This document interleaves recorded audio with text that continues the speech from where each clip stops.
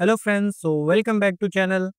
पिछले वीडियोस में हमने देखा था कि इनहेरिटेंस क्या होता है, कितने टाइप ऑफ इनहेरिटेंस होते हैं एंड इंटरव्यूज क्वेश्चन भी मैंने डिस्कस किए थे। अगर आपने वो वीडियोस नहीं देखे हैं तो ये आई बटन पे क्लिक करके देख सकते हैं। सो इन दिस वीडियो हम देखेंगे पॉलीमॉर्फिज्म। पॉलीमॉर्फिज्म होता क्या है, कितने टाइप के होते हैं, and after that how can we achieve that. And today's video we will cover overloading fully, and in next video we will cover overriding fully. Okay, and at the end of each video I will tell the interviews question जो कि पूछे जाते हैं interviews में. So without wasting our time, let's start the video.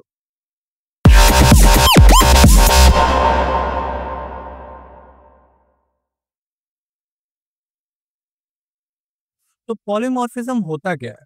Polymorphism समझने से पहले ये वर्ड को समझो। पॉलीमॉर्फिज्म, ठीक है।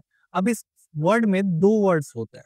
पॉली, पॉली मतलब मेनी, ये जैसा कि तुम लोगों ने मैथ में भी पढ़ा होगा। एंड मॉर्फिज्म, मॉर्फिज्म मतलब होता है फॉर्म, ठीक है। तो इन जावा इसका मतलब होता है कि मेथड जिसके बहुत सारे बिहेवियर और बहुत सारे फॉर्म्स हो उसको बोलते हैं पॉलीमॉर्फिज्म, ठीक है। सो इन जावा जब एक ही मेथड बहुत तरीके से बिहेव करने लगे, डिफरेंटली बिहेव करने लगे based upon the class calling and object calling, तब उसे पॉलीमॉर्फिज्म बोलते हैं। रियल लाइफ एग्जांपल है इसका वाटर, ठीक है। वाटर टेम्परेचर पे डिपेंड करता है इंस्टेड ऑफ क्लास, और टेम्परेचर पे डिपेंड करते हुए लाइक टेम्परेचर अगर बहुत लो है तो आइस होता है, मीडियम है तो वाटर होता है, हाई होता है तो वेपर हो जाता है, ठीक है। So we will see the definition respective to Java. Okay, so polymorphism क्या है? Using a single method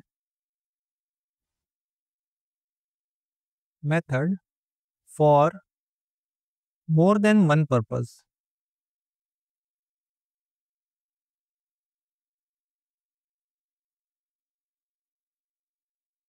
based on the object calling it, ठीक है। तो अब पॉलीमॉर्फिज्म कितने टाइप के होते हैं? तो पॉलीमॉर्फिज्म होते हैं दो टाइप के, टाइप्स ऑफ पॉलीमॉर्फिज्म। एक होता है compile time polymorphism, compile time, and एक होता है रन टाइम पॉलीमॉर्फिज्म।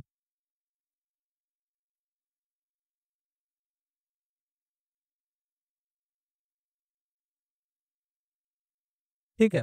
अब कंपाइल टाइम पॉलीमॉर्फिज्म को हम बोलते हैं स्टैटिक पॉलीमॉर्फिज्म, क्योंकि ये कंपाइलेशन के टाइम ही डिसाइड हो जाता है। तो इसको बोल सकते हैं स्टैटिक पॉलीमॉर्फिज्म, ठीक है। और इसको डायनेमिक पॉलीमॉर्फिज्म भी बोलते हैं, डायनेमिक पॉलीमॉर्फिज्म, ठीक है। अब ये अचीव कैसे होता है? ये होता है मेथड ओवरलोडिंग के थ्रू अचीव, मेथड ओवरलोडिंग,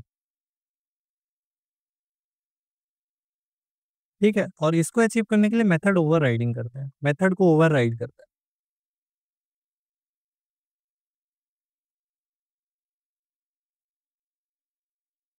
अब बात आती है कि मेथड ओवरलोडिंग और मेथड ओवरराइडिंग होता क्या है भैया। तो चलो इस वीडियो में मैं बताने वाला हूँ मेथड ओवरलोडिंग, इसको फुल्ली कवर करूंगा with code and interviews question, ठीक है। सो पहले मैं इसके डिफरेंस बता देता हूँ कि कैसे अचीव करते हैं मेथड ओवरलोडिंग और मेथड ओवरराइडिंग, ठीक है। तो पेन का कलर चेंज कर लेता हूँ, ठीक है। इसके लिए मेथड्स जो हैं वो सेम क्लास में होनी चाहिए, सेम क्लास, ठीक है। मेथड का नेम सेम होना चाहिए, सेम नेम। एंड तीसरा, सिग्नेचर, जो सिग्नेचर आता है वो डिफरेंट होना चाहिए, ठीक है। तो डिफरेंट,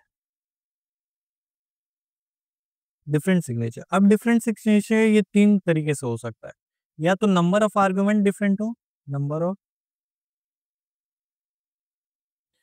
या तो टाइप ऑफ आर्गुमेंट डिफरेंट हो, या तो सीक्वेंस ऑफ आर्गुमेंट डिफरेंट हो, ठीक है। और इसमें क्या होता है, इसमें डिफरेंट क्लास होने चाहिए,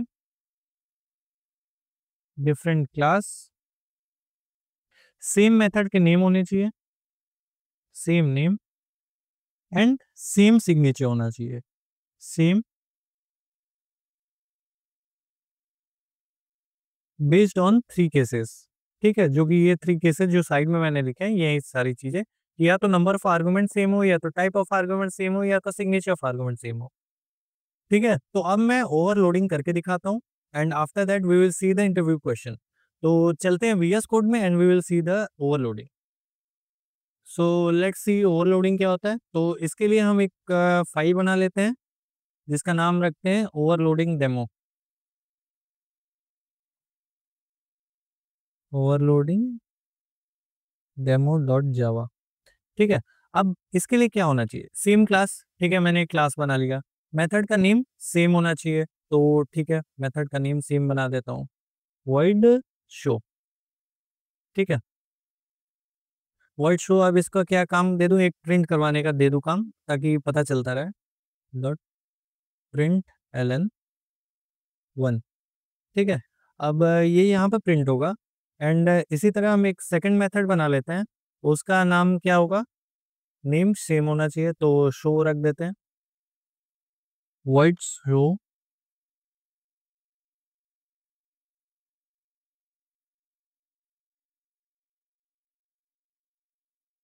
ठीक है? तो अब इसके लिए क्या करेंगे? एक मेन क्लास बनाएंगे, public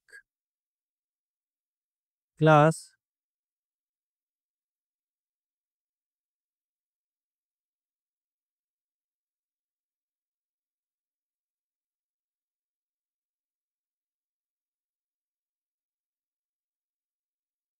public class overloading demo, ठीक है? और इसका नाम रख देते हैं ओवरलोडिंग डेमो डॉट वन, ठीक है? क्योंकि ये चीज़ें थोड़ा वीएस कोड में रेस्ट्रिक्शंस हैं, तो ये क्लास बना लिया मैंने। अब क्या करते हैं? मेन फंक्शन बनाते हैं, public static void main string arcs, ठीक है? अब मेन फंक्शन के अंदर हम एक इसके लिए डेमो वन के लिए ऑब्जेक्ट बनाते हैं, ओवरलोडिंग डेमो वन, ठीक है? तो demo one o equal to new overloading demo one, ठीक है? तो ये कंस्ट्रक्टर कॉल करवा लिया। अब इसके शो मेथड को कॉल करवाते हैं, ठीक है? तो तुम्हें क्या लगता है अब क्या प्रिंट होगा? तो अब इसको कॉल करेंगे ओ डॉट शो, तो क्या प्रिंट होगा? सब लोग कमेंट में बताओ। ओके, तो ओ डॉट शो कुछ भी प्रिंट नहीं कर पाएगा क्योंकि कंपाइलेशन एरर आ जाएगा, ठीक है? इसको मैं वीएस कोड में चलाऊंगा तो चल जाएगा क्योंकि वो पहला ही मेथड देखेगा शो, तो वो प्रिंट कर देगा। लेकिन रियलिटी में जब प्रोजेक्ट्स करोगे, जैसे जब प्रोजेक्ट्स करोगे तो सेम नेम ऑफ मेथड, तो ये एम्बिग्यूटी एरर करेगा, ठीक है? जैसे तुम्हें नहीं पता चला क्योंकि दोनों मेथड शो है। अगर तुम पहला प्रिंट करो, हम बोलेंगे नहीं मैं दूसरा प्रिंट करवाना चाहता था।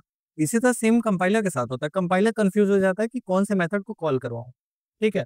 तो इसीलिए हम लोग डिफरेंट सिग्नेचर रखते हैं। तो यहाँ पे मान लो एक इंट ए ले लो और यहाँ पे ले लो स्ट्रिंग बी, ठीक है? अब तुम कॉल करवाते हो टू, ठीक? तो इसके थ्रू अब क्या कॉल आएगा? देखो वन प्रिंट हो गया, क्यों? क्योंकि ये इंटीजर है, इंटीजर गया मैच किया, ठीक है? तो ये मेथड कॉल करवा दिया। अब देखो, मैं अगर इसी को स्ट्रिंग पास करता हूँ तो ये क्या प्रिंट करेगा? ठीक है? तो इसे बोलते हैं ओवरलोडिंग, ठीक है? Method with the same name with in the same class but different signature, ठीक? अब तो अब मैं कुछ इंटरव्यू के केसेस दिखाता हूँ जो कि इंटरव्यू में पूछा जाता है, ठीक है? बहुत कंफ्यूजिंग केसेस होते हैं बट मैं उसे इजी बनाता हूँ, ठीक है?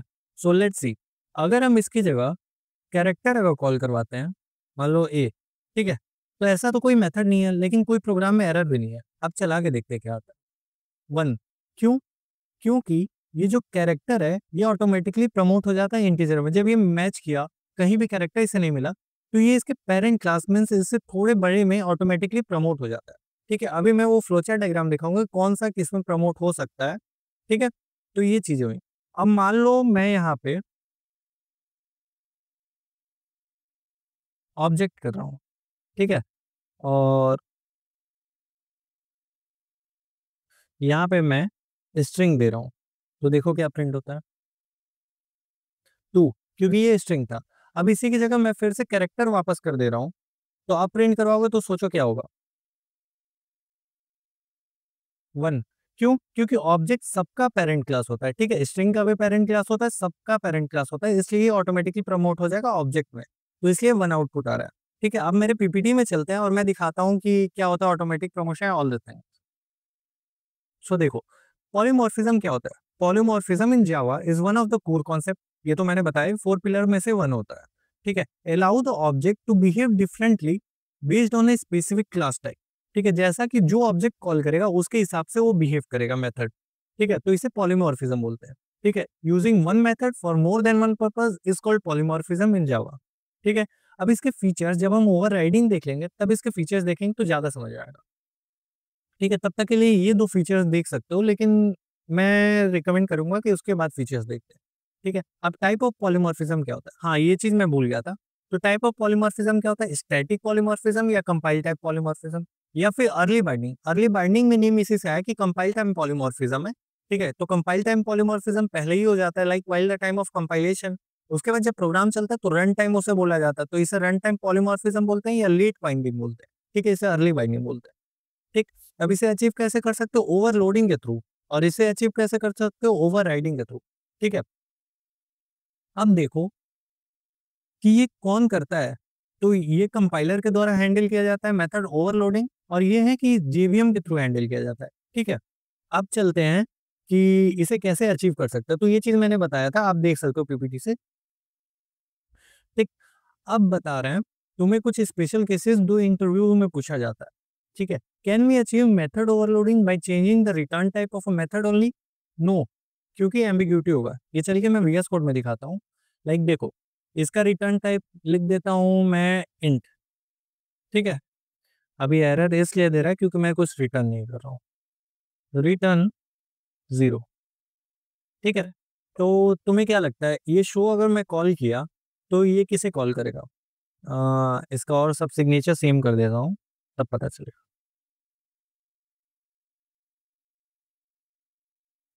ठीक है, अब मैं अगर ए कॉल करता हूँ, तो ये किस शो मेथड को कॉल करेगा? ये तो फिर से वही बात होगी जो मैंने पहले बताया था, तो सेम एम्बिग्यूटी एरर आ जाएगा। ठीक है, एंड सेकंड क्वेश्चन आता है कि can we overload the main method? तो इसका आंसर होता है yes, we can overload the main method, because JVM हमेशा स्टार्ट करता है उस मेन मेथड से जिसमें स्ट्रिंग आर्ग्स पास होता है। ठीक है, सारी चीजें स्ट्रिंग एज आर्गुमेंट पास होती है। ठीक, तो इसका भी एग्जांपल मैं वीएस कोड में करके दिखा देता हूँ। लाइक हम लोग मेन मेथड को ही ओवरलोड करने की कोशिश करते हैं। मेन इंट ए। ओके, सो यहाँ पे अगर मैं मेन मेथड अगर कॉल करता हूँ तो क्या प्रिंट होगा? देखो, मेन मेथड ओवरलोड हो गया। ठीक है, तो इसका आउटपुट क्या आना चाहिए?